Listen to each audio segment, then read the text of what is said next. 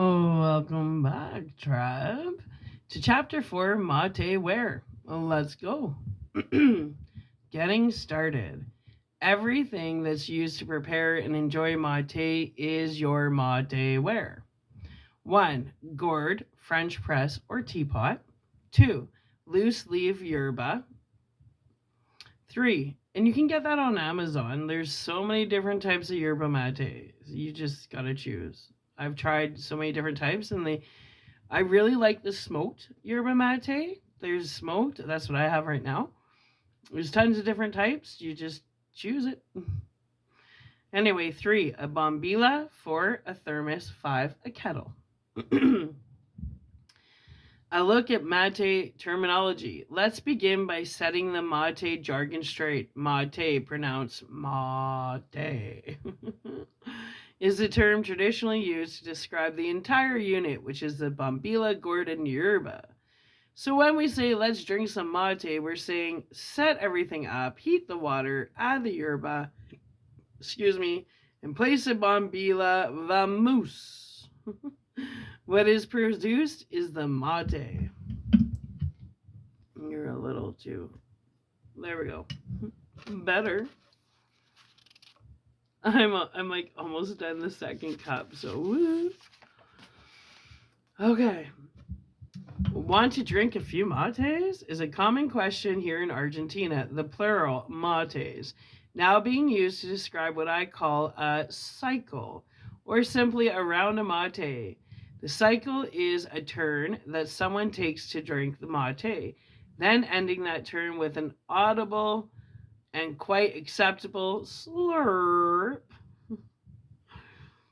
signifying that you are satisfied and have finished the entire gourd down to the last sip. Yerba, pronounced yerba, is the Castellano word for herb. So, technically, there are all sorts of yerbas: mint, tea, basil, fennel, etc. Yerba, in our case, is the actual mate leaves, stems, and dust that we add to our gourd. The gourd is the mate cup, but here's where it gets a little bit confusing. Mate is also the name for just the gourd or cup. So if you ask someone on the streets of Argentina, where can I get a mate? They'll correct you, think you're asking where can I purchase a gourd, not yerba. It doesn't go beyond that outside of South America. Mate is usually considered just the herb. In the States, when we say, let's drink a mate, man, we're saying, let's make a gourd and drink mate. And if you say, where can I get some mate? We're referring to the herb, not what the Argentines would consider the gourd, which is the mate. The gourd, mate. The first thing you want to do is get yourself a good gourd. There are two principal fashions, wooden and calabash. Mine's wooden. The latter is made from the hollowed and dried out end of the calabash, which is a squash. They dry it out and they make a gourd out of it. When fully dried, a metal brim is sometimes added, allowing the bombilla to sit nicely. Wooden gourds are usually made with two sorts of wood: Palo Santo, mine's Palo Santo, Holy Stick, and Algarrobo carob. I'm partial to wooden gourds because they're easier to maintain and keep dry. The slightly scented sappy wood tends to gently increase the aromatics of the yerba. Gourds made from Palo Santo give off a piney scent that enhances the flavor of the yerba. Okay, so I bought my gourd in Vancouver, like literally from this little tiny Turkish store. And the guy didn't speak a whole lot of English, but he told me how to season it, and I haven't seen that. Anyway, he says find your favorite tasting booze, and I did drink at the time, and I'm a gin drinker, but I bought Southern Comfort because I like Southern Comfort, and orange rind peels go really good if you throw them in with your yerba. It gives it a nice flavor. So I chose Southern Comfort, and what you were supposed to do is fill the whole cup up with Southern Comfort, which I did, and then And vanilla vodka is nice if you like vanilla.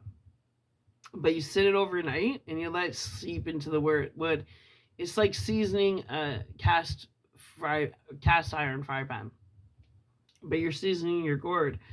So then I let it sit all night and soak it up, and then you pour the booze out, and it's like when people make whiskey in the barrel, it's kind of got that. And then if you want, you can recharge it, but I haven't recharged mine in years because I don't drink, right? But that's what I did. So you can, if you get the wood one. If you use the other ones, you can't do that. That's the joys of the wood. If you enjoy a scotch or whiskey or whatever your poison is, then you can season up the wood and it will come out. Okay, anyway. Another one is spiced rum. That's really good to season your gourd with. Okay, anyway. As I'm saying, don't drink booze. But if you do, these are different ones that actually, as long as you have the wooden gourd. Okay, let's continue. Carob gourds made with fresh radish wood impart a mild oaky flavor. The carob wood, carob wood, is also significantly less dense, resulting in a lighter gourd. But what you gain in lightness, you lose in heat protection.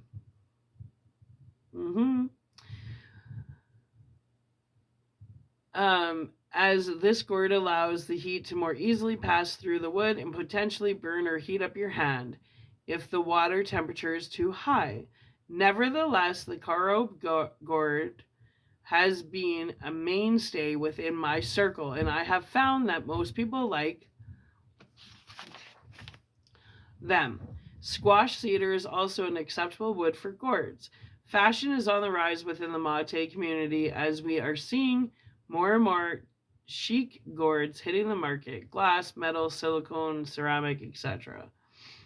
Yeah. They'll make a market out of anything, but a nice wooden gourd is nice. You can find those on Amazon too, no problem. And I think Etsy, there's actually people in Argentina that hand make them, which is nice too, right? Anyway, experiment with the gourd that's right for you. In any case, if you go with a plant-based gourd, a wooden or squash, you'll have to properly cure it before use. We'll discuss that in a second, but first, let me explain in more detail some of the pros and cons of each. Oh, well, maybe they'll talk about booze. I don't know. Wooden. I haven't read, like, I kind of glanced through this book. This is the first time reading it from front to back, and I'm really enjoying it. So I'm not sure if he talks about seasoning it with booze or not. We'll find out. Wooden. These gourds are versatile and easy to prepare mate. They usually have a nice scent imparted from the tree's lingering resins. They're often perfectly shaped for good gripping, with a nicely curved brim that allows you to neatly wrap your fingers for optimal handling. The cons with wooden gourds are that they are smaller, so hold less yerba. Some prefer to use the larger, more traditional calabash gourds when hosting a circle. For my experience, though, using a larger gourds, especially the gigantic ones, typical of Brazil, can often be intimidating to new mate drinkers. I can't tell you how many times I've heard, "Do I have to finish this whole thing?" However, if you were to visit Uruguay, it would be sacrilegious not to be using a large calabash or ceramic gourd, which is typically used in that region. Having spent several years in Buenos Aires, I have become accustomed to the smaller wooden gourds, or the Palermo gourds that I affectionately call them. Palermo is a fashionable district in the heart of the city. You'll see many people there drinking from small gourds. Some wooden varieties are prone to cracking. Closely monitor the curing process for forming splits in the wood. Calabash. Nothing is more traditional than the calabash gourd. From times of antiquity in indigenous peoples have been using the calabash as a vessel for yerba. It's inextricably tied to the tradition and meaning of mate, and I expect it'll remain so. In the United States, as of 2012, we are starting to see a rise in these gourds. They are more available than their wooden counterparts. These gourds come in various sizes and shapes and can be easily purchased from online mate retailers as well as street vendors in Argentina, Uruguay, and Brazil. The main issue I have with these gourds is the unavoidable excess of plant matter that lingers at the base. You'll notice a peeling effect of the calabash rind upon curing, sometimes lasting up to several weeks. It's advised to scrape out as much as the plant skin as possible, so as not to affect the taste of the yerba, or worse, be drawn through the bombilla. Ooh. In time, you'll usually be able to get rid of all the skin and smoothen the natural honeycomb-like texture with constant use. Allow your gourd to fully dry each use, preventing mold. If mold forms, which is usual and nothing to worry about, completely dry out the gourd for 2 to 3 days while it rests on its side. As with tobacco pipes, you will want to have at least 2 gourds at your disposal, constantly alternating between a drying gourd and one in use, especially for someone hosting several mate ceremonies per week. Ceramic. I recently purchased a ceramic gourd in Colonia, Uruguay. Not surprisingly, I bought it from an aisle devoted solely to mate in a supermarket. Can you imagine? In Argentina and Uruguay, there are literally shelves towering with yerba. Coffee occupies a small portion of the space, the exact opposite of the United States, where coffee is dominant. The gourd has beautifully encased in red leather, heavy but just right, warm to the touch, comfy. I use this ceramic gourd at least once every time I get a new yerba, allowing me to taste the true essence of the mate, without any imparting flavors from the wooden or calabash gourds. If you appreciate mate like a fine wine or gourmet coffee, as I do, then have at least one glass or ceramic gourd. The aesthetics of the ceramic gourd gives off a certain regal display.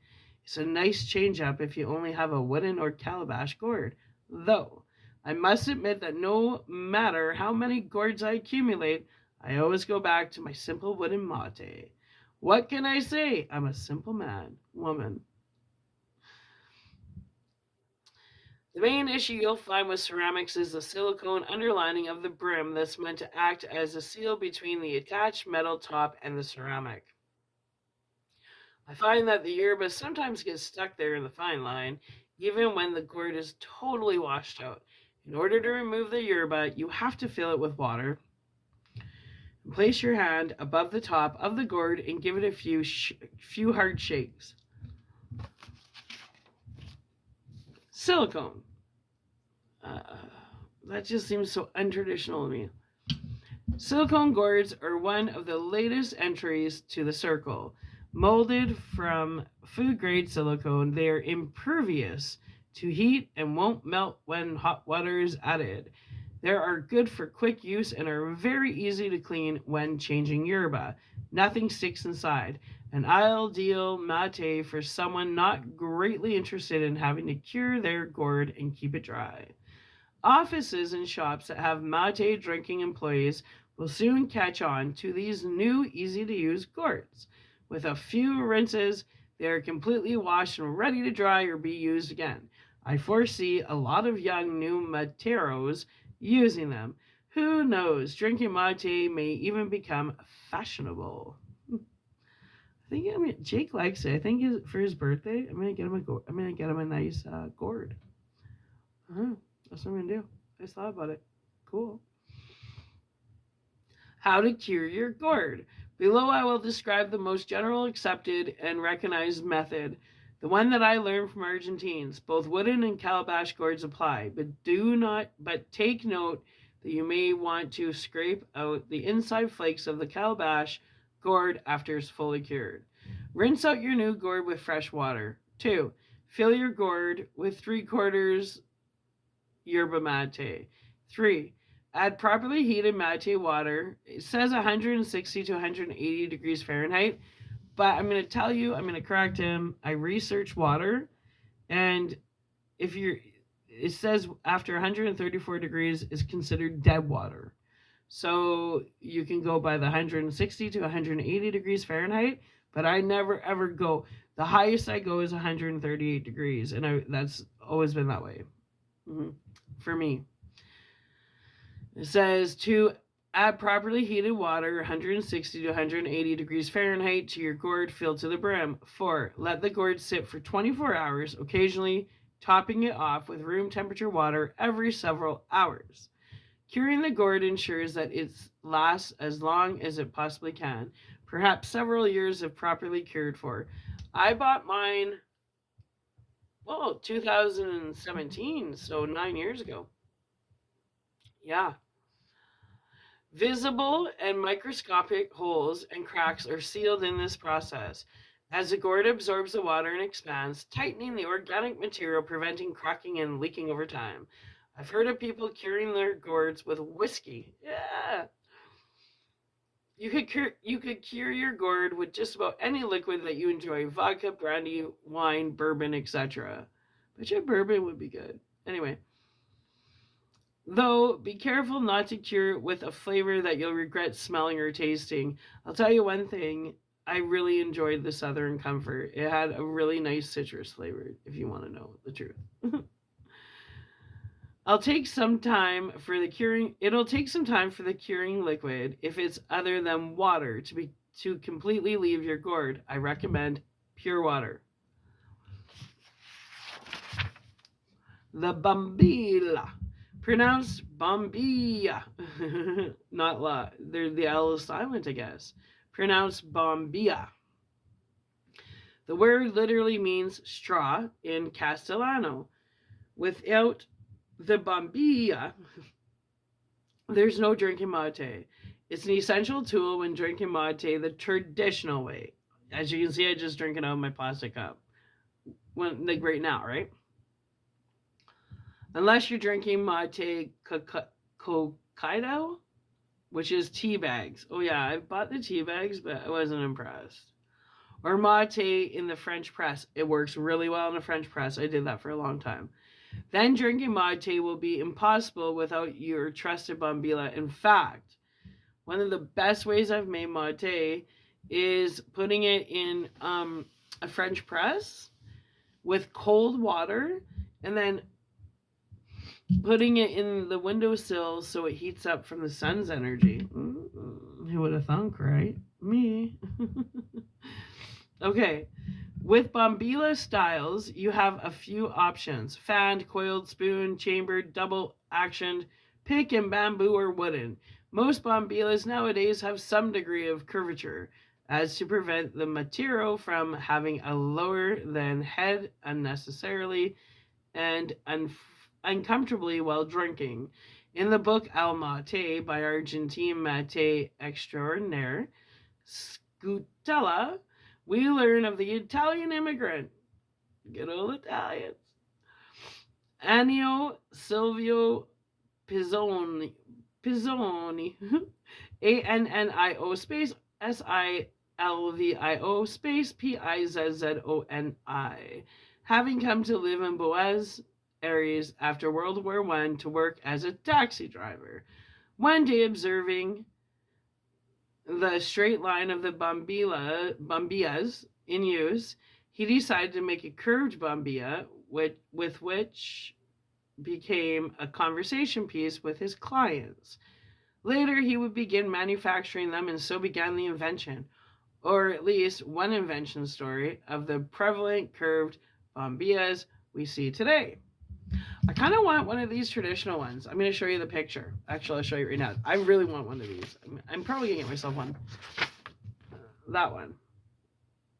Okay, I'm going to show you all the different types. That's the fanned bambilla. The fanned bambilla has a ring around the end of the filter with small horizontal slits. They have more resistance, which I prefer. It helps me to better appreciate the taste as less liquid enters my mouth. It's like smoking a perfect cigar with the right amount of tension. If it permits too much smoke, it's overwhelming, too little. It's overwhelming, too little, too difficult. One of the best things about the fanned bombilla is that you can better maneuver the yerba in the gourd when it needs to be repositioned. It becomes tapito, clogged, or you need to fix the angle.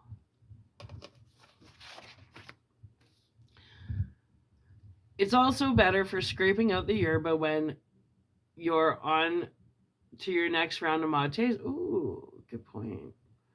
The fan-like shape of the bombilla acts like a shovel's head, allowing you to scoop. You can't quite achieve that with the cylindrical coiled bombilla. Coiled bombilla. I'll show you this one. This one, they all look cool. I kind of want them all. Coiled bombilla. We never forget our first. No, we don't. For me, it was the standard coil bombilla, as a coil tightly rung together around, acting as a filter.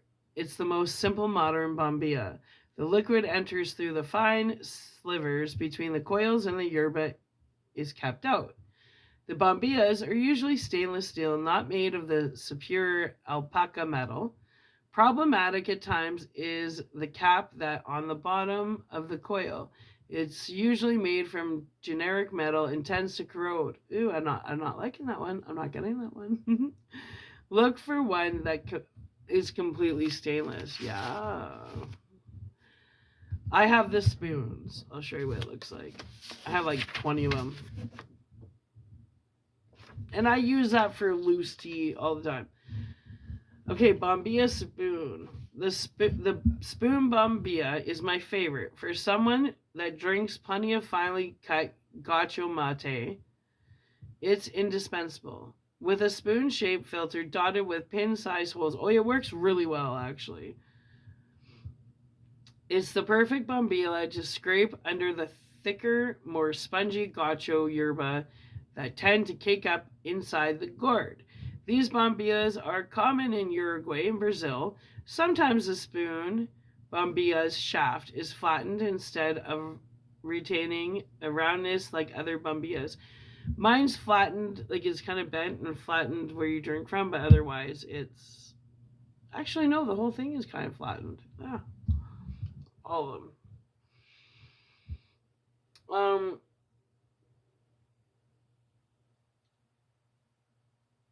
Yeah, some prefer flat bombillas because they're easier to sip and naturally sit on the lips. That's true. Now we have a double action. Ooh, double action. Interesting.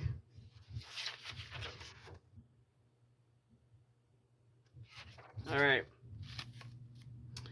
Double action bombilla, which is spring loaded. Okay. Well, it's an upgrade.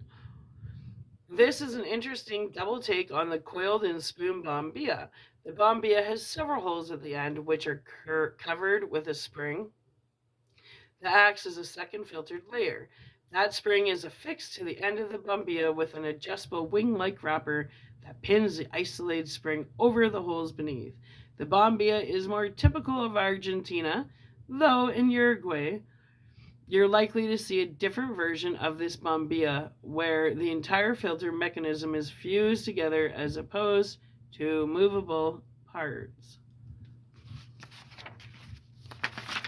What's this? Chambered bombilla. Interesting. Chambered bombilla. Yeah, it does look awkward, but it's easy to clean.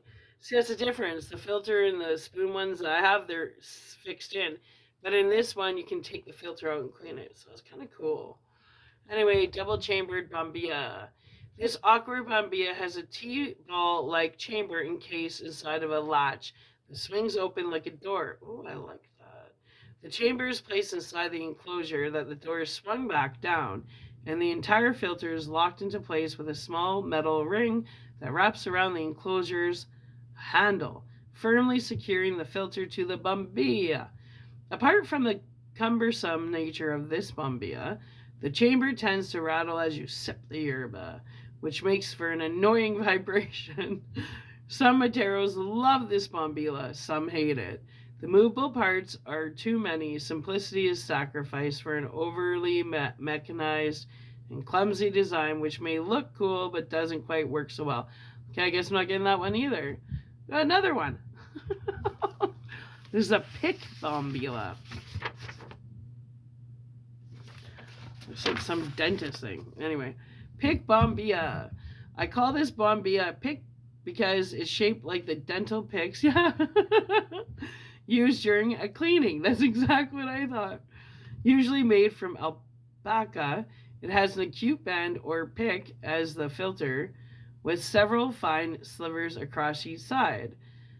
The pick is especially good for scraping out the flesh of the calabash gourd during the curing process. It's also very handy for simply spooning out used yerba. Oh, and bamboo. That would be probably old tribal stuff. Anyway, bamboo bambia. Made from a thin and slightly bent bamboo cane, this bambia is most in accordance with nature. Though not as common as the metal ones, these bambias are appealing. You may also find wooden bambias, but are equally out of fashion with modern matero. I like tradition. I think I'm going to look for one of these. If you grow bamboo, try making your own by cutting a thin portion of a cane and boring pinholes into the base for a natural filter. Ooh. Mate thermoses. A mate thermos keeps your water at the right temperature. If you're serious about mate, you'll need one. Remember, the water makes the mate. If it's too cool, the mate will never open and bloom to its full potential of flavors. If too hot, it'll kill the mate before you get a chance to experience it. Mate abhors boiling water. If the water has chlorine, then your mate is dead before the first sip. Right. Mate enjoys hot water, but not hot enough to boil. Once you achieve such a temperature, again it says 160, 180 degrees Fahrenheit. I say no more than 138. That's just me. Do as you will. You'll need a good stainless steel thermos to maintain the heat. A quality thermos will hold the heat for several hours before the water gets cold. Any local Kmart, IKEA, or Target will have dependable thermoses for under $20.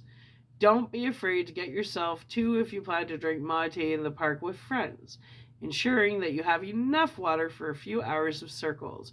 It's best to get the standard 1 liter thermos, nothing smaller. I have a 2 liter thermos. And mine's like one of those big 2 liter hydro thermos water bottle things. Anyway, you can also purchase an air pot, traditionally used to serve coffee at delis and cafes to store up to 1 gallon of mate water for those long circles lasting several hours. Sounds like a good circle. Mate kettle. Get yourself a hardy stainless steel 1 liter kettle. Mine's a 2 liter kettle. Kettles come in different shapes and sizes. Choose one that fits your style. Since a large part of preparing mate is the experience of carefully watching the water and making sure that it doesn't reach a boil, I prefer kettles with a large top opening. I like my digital one. Yeah, I mean, mine was like $180, but I use it all the time, and you get what you pay for, and it's an awesome kettle. Anyway. When the water is getting close to its perfect temperature, I remove the top and keep a close eye on what's going on inside, making sure to remove the kettle at the right time. If you host mate circles, then you may consider getting a larger kettle of at least 2 liter capacity so you can fill 2 thermoses. You'll also find electric kettles that allow you to set the temperature. That's what I have. I've experimented with these, but I find that they aren't too precise in achieving the right temperature. Mine's great. No machine can replace the human senses. Besides, I'd rather like standing around the kettle and immersing myself fully in enjoying the preparation mate. I've done that around a campfire with a stainless kettle, and it is nice. It's part of the experience. Yeah, yeah. I think I need some more drink. But anyway, um, where was I? Yeah. You'll also find electric kettles that allow you to set the temperature. I've experimented with these, but I find that they aren't too precise in achieving the right temperature. No machine can replace the human senses. Besides, I'd rather like standing around the kettle and immersing myself fully in the joy of preparing mate.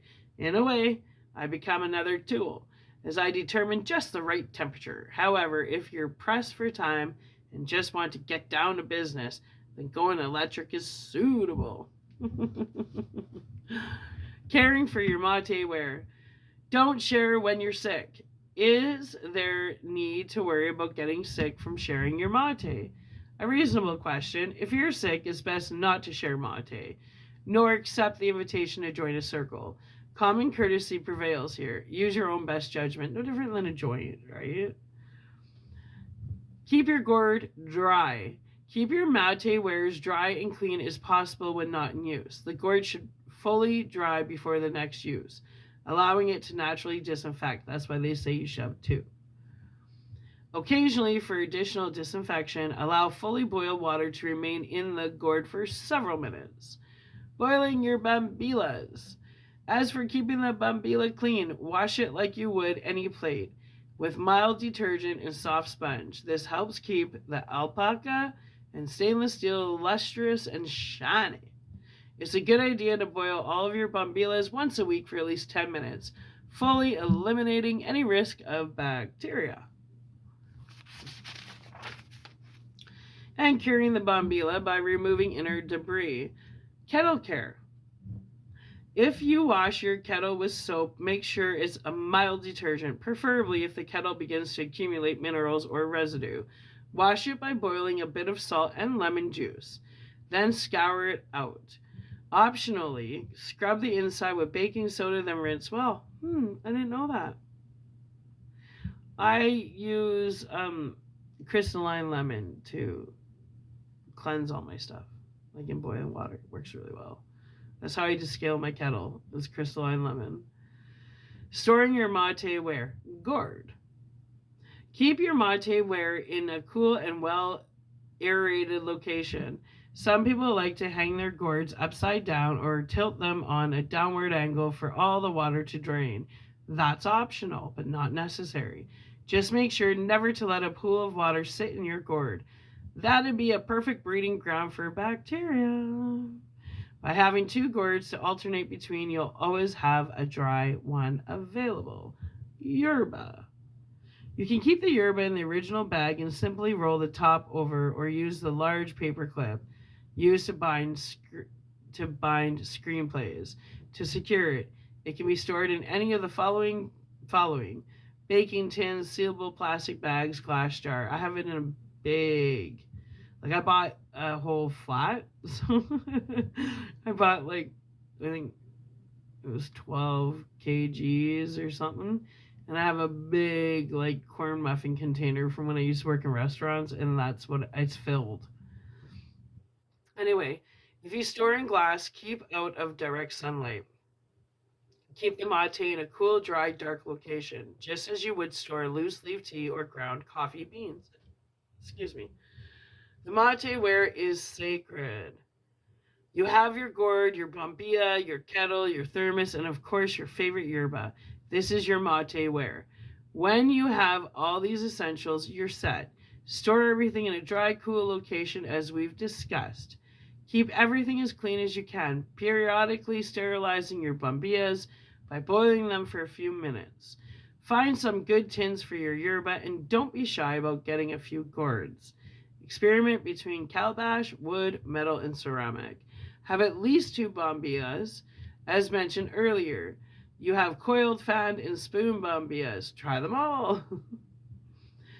I carry a few bombillas to circles because the bombilla gets stale after several cycles when the tip becomes sticky, and bits of yerba may start clinging to it. When this happens, I usually don't try to clean it and instead opt to replace it entirely.